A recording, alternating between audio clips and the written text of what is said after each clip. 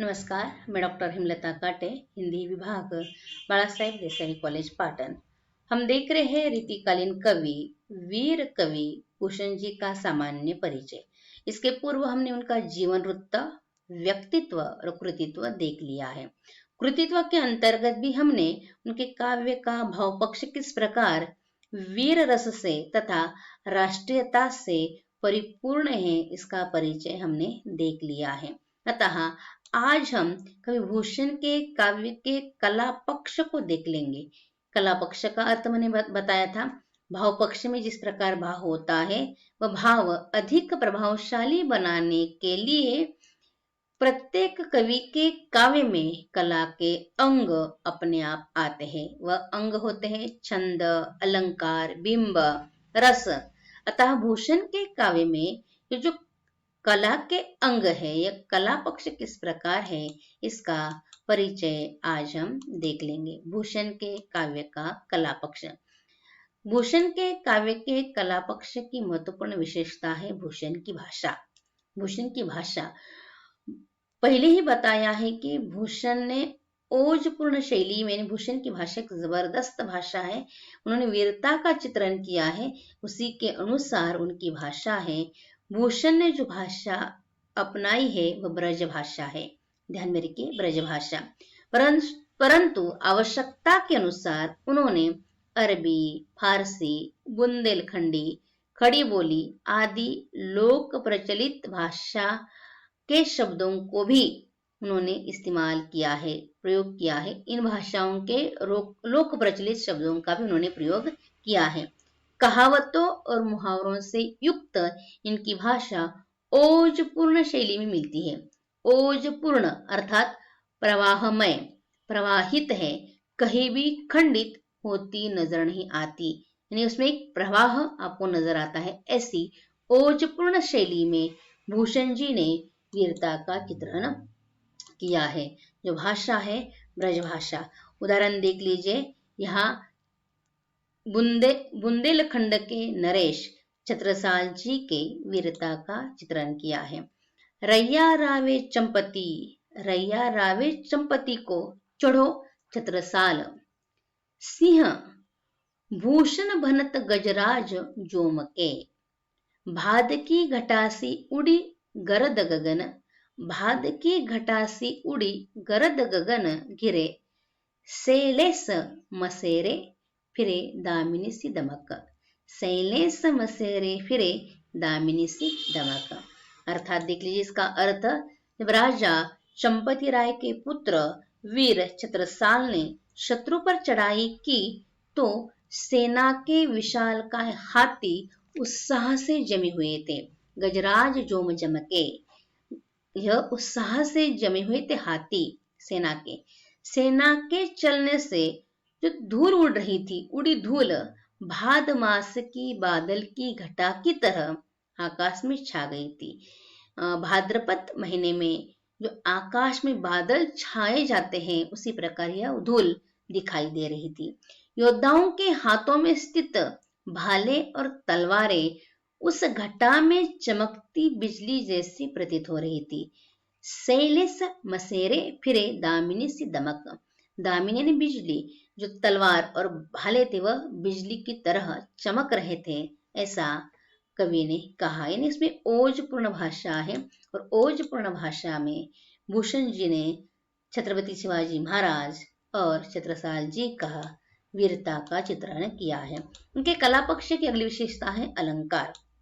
भूषण ने शब्दालंकार, अर्थालंकार दोनों का प्रयोग किया है, परंतु उसमें भी अनुप्रास, यमक, रूपक, उपमा तथा अतिशयोक्ति, इन अलंकारों का अधिक प्रयोग किया है। यानी इन अलंकारों का अधिक प्रयोग किया है। अर्थालंकार, शब्दालंकार है ही, लेकिन इन अलंकारों, अनुप्रास है, यमक है, रूपक है, उपमा है, अतिशयोक्ति है, इन अलंकारों का अधिक प्रयोग किया है।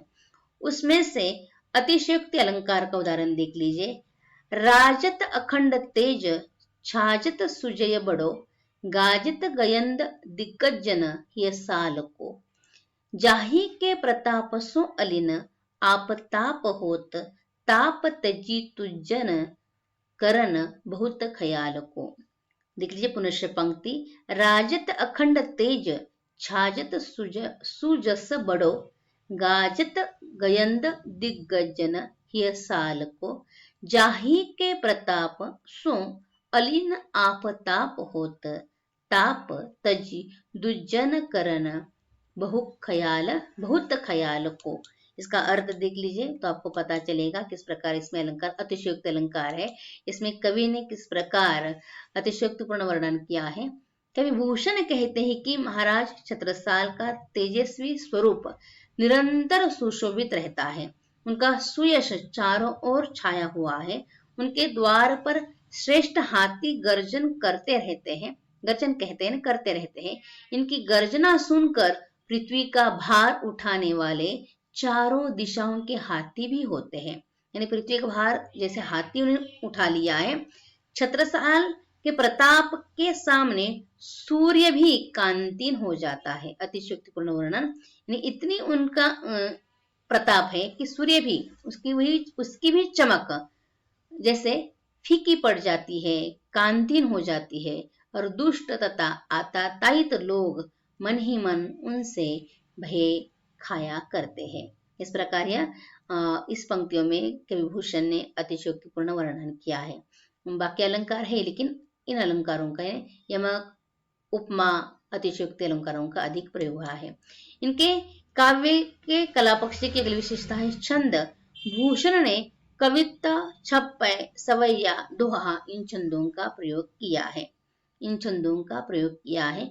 दोहा छंद प्रसिद्ध होता है, दो पंक्तियों का, उसे कहा जाता है चौपाइया। कविता, छप्पय इसमें विशिष्ट मात्राएं होती है, पहचानने की पद्धति होती है, वह अलग देखने का विषय है, यह हम नहीं बताएंगे, केवल आप ध्यान में रखिए। कवि भूषण ने अपने काव्य में छप्पय, सवैया, कविता और दोहा छंदों का प्रयोग किया है। यहाँ दोहा छंद का उदाहरण हमने ऊपर दिया है। दोहा यानी दो पंक्तियों का, इंद्रजी में जम पर या दो पंक्ति ने दोहा या कविता छंद, इस प्रकार इन छंदों का प्रयोग किया है। अतः अंत में इस प्रकार कह सकते हैं कि भूषण के काव्य में अलंकार छंद मिलते हैं, इसलिए उन्हें आचार्य भी कहा गया है। परंतु भूषण वीर रस के ही सच्चे कवि है। उनमें अलंकार है, छंद है, इसलिए उन्हें क्या कहा जाता है, आचार्य। लेकिन वे आचार्य नहीं है, वे वीर रस के कवि हैं। इसी कारण उनका काव्य जनता के पौरुष का काव्य बन गया है। उसमें एक चेतना है, उसमें एक वीरता है, इसलिए जनता में भी वह चेतना और वीरता हमें महसूस होती है। आचार्य शुक्ल जी का कथन है, भूषण ने वीर रस पूर्ण जो उद्गार अपने काव्य में निकाले हैं, भूषण के वीररसपूर्ण उद्गार सारी जनता के हृदय की संपत्ति हुए हैं। शिवाजी हमारे राष्ट्रीयता के पावन किरीट है, यानी मुकुट है। शिवाजी हमारे राष्ट्रीयता के पावन किरीट है। अतः शिवाजी को पाकर भूषण धन्य हुए और भूषण को पाकर शिवाजी धन्य हुए। इस प्रकार घोर श्रृंगारिकता में भी भूषण जी ने शिवाजी महाराज और छत्रसाल जी के वीरता का चित्रण कर अपने युग में भूषण एक रत्न के जैसे रहे, एक रत्न के समान रहे, एक वीर कवि के रूप में वह हमारे सामने आते हैं।